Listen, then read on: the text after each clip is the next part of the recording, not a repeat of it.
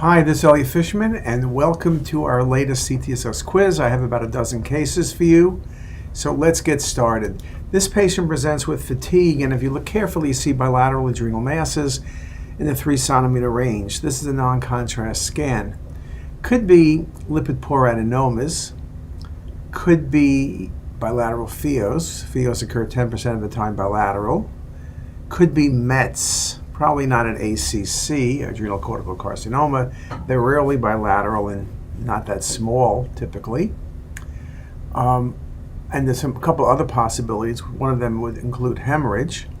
And then as we go forward, we look at non-contrast to arterial. Now you see enhancing necrotic but very vascular periphery adrenal masses, which you can see a little bit better on this image.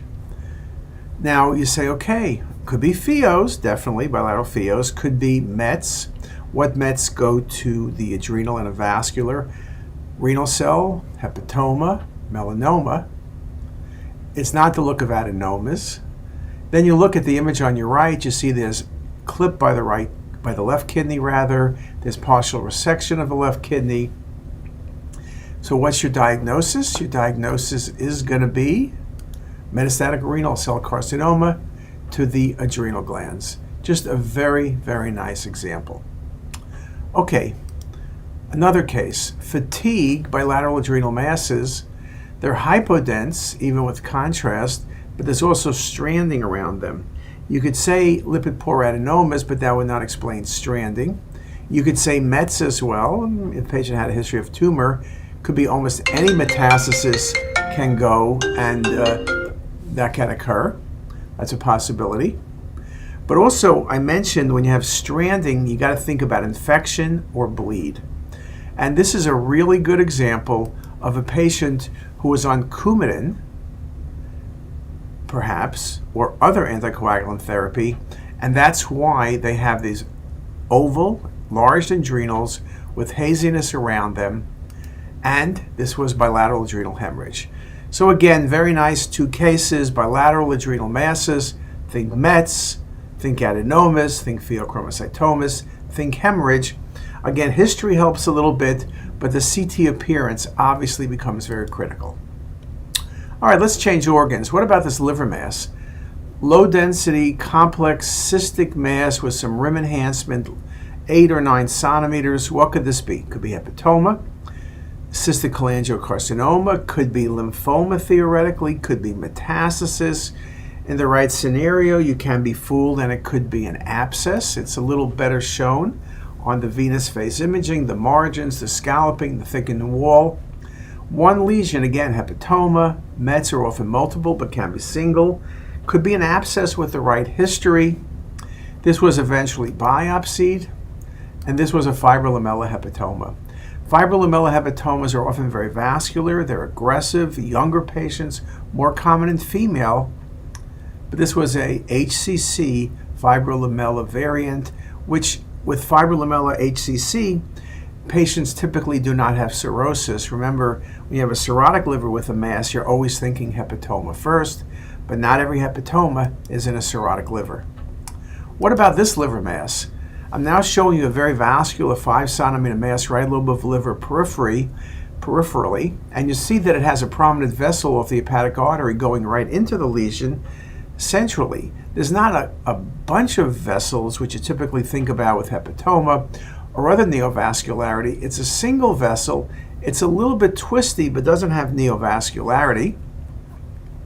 Here it is again on the MIP imaging, very nicely showing you that lesion, showing you the vessel.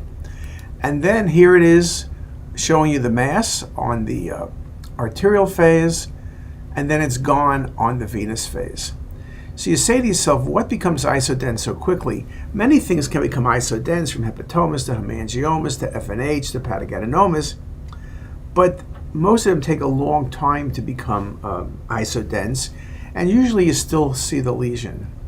Now with hemangiomas, they can become isodense. You can see a central scar or see nothing, but again, hemangiomas have peripheral puddling. They don't disappear in a flash like this thing did. So this is a very nice pattern. Think about it for FNH. FNH is a benign, leave-alone lesion, very vascular, can simulate anything from hepatic adenoma to hepatoma to metastasis. Very common when you have MIP to show a feeding vessel right to the center of the lesion. We wrote an article about that way back when, and also Mike Federle wrote an article about that way back when. Okay, what about this case? Looks to me like a big left renal mass. Okay, renal cell, something aggressive.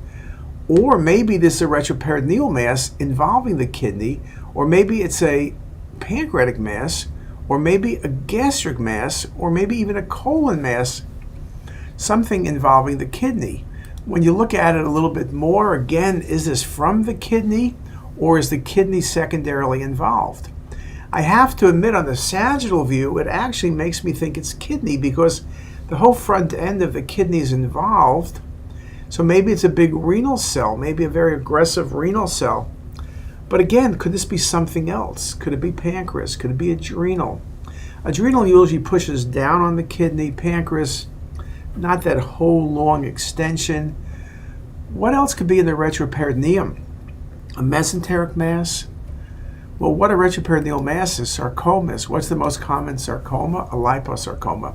This is a wonderful example of a very unusual appearance of a dedifferentiated liposarcoma directly invading the patient's kidney. What a terrific case. Okay, what about this case? Patient was suspected GI bleed. We see a vascular blush by the pancreas. You say, oh my goodness, there's a site of bleeding. Then you realize this is the pancreas. It's not the bowel. What gives you a very vascular lesion of the pancreas? Could be metastasis, could be renal cell, right? Clear cell goes to pancreas. But the kidneys were fine in this case. The patient had no history of malignancy. The most common hypervascular pancreatic lesion is going to be a neuroendocrine tumor. And this was a 1 centimeter low-grade neuroendocrine tumor, which was eventually resected. Just a very, very nice example. Okay, another case. Patient was sent for pancreas conference, suspected pancreatic mass. Well, because I say it like that, it's surely not pancreas, and the pancreatic head is pushed forward right there. So what could this be? Well, you got to say to yourself, vascular masses that are not pancreas, but near the pancreas, could be off the duodenum. Maybe it's a GIST tumor. Could be a carcinoid tumor. Could be metastasis to the peripancreatic region, like a clear cell. But also things that are very vascular. You need to think of neuroendocrine tumors. You think about paragangliomas. And paragangliomas can occur in this region. They simulate adrenal masses, simulate pancreatic masses. And this was a very nice example of a paraganglioma by the perirenal space. Just a really nice case. Okay, what about this patient with weight loss? There's a cystic mass by the tail of the pancreas. On the lowest scans, it has calcification. And I'll show you 2 more images. It's cystic with solid components, and it has calcifications. It doesn't have the look of a serous cystadenoma. Serous cystadenomas can calcify. They're usually centrally. Could this be an IPMN? If it was an IPMN, it would be an IPN with high-grade malignancy. The other thing you need to think about in the body-tail region are mucinous cystic neoplasms, or MCNs. They have solid components. They can calcify centrally or peripherally. You could also think about a SPEN tumor. They can be cystic and solid with calcification. In a 45 or so year old female, you would be thinking of an MCN. But in this case, peripheral calcification, cystic and solid, this ended up being a SPEN tumor, or solid pseudopapillary tumor of the pancreas. A very unusual case.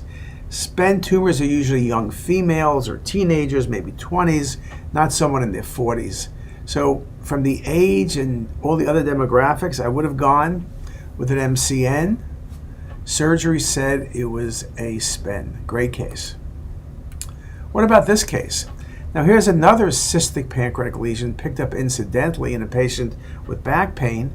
There's central dense calcification. The lesion looks cystic and solid. When you look at it with the MIP, you see the vessels are well defined. And when you go to venous phase, the cystic components are shown better. Central calcification is classic for serous cystadenoma, though SPENs and MCNs can have calcifications there just because statistically anything can have calcification. But centrally, you got to go with serous cystadenoma, and the cystic components of the lesion, though not the most perfect, push you to a serous cystadenoma, with which this indeed was. Another case, cystic lesion, tail of pancreas, but there's an enhancing rim to the lesion. Looks very much like the couple cases ago, a cystic lesion in the tail that had calcification and had nodularity. Here we have rim enhancement. What gives you a cystic lesion with rim enhancement? It's not a typical IPMN. It's not even a serous cystadenoma, that they could be oligocystic, but then the rim typically doesn't enhance to any degree. When I see a cystic pancreatic lesion with rim enhancement, a cystic neuroendocrine tumor of the pancreas. So with that, I've given you a dozen or so really terrific cases. Hopefully you got the answers right. More than getting the answers right, hopefully you learned something, and hopefully we'll see you back here next month when I come back with another dozen cases for your enjoyment. And with that, guys, have a great day.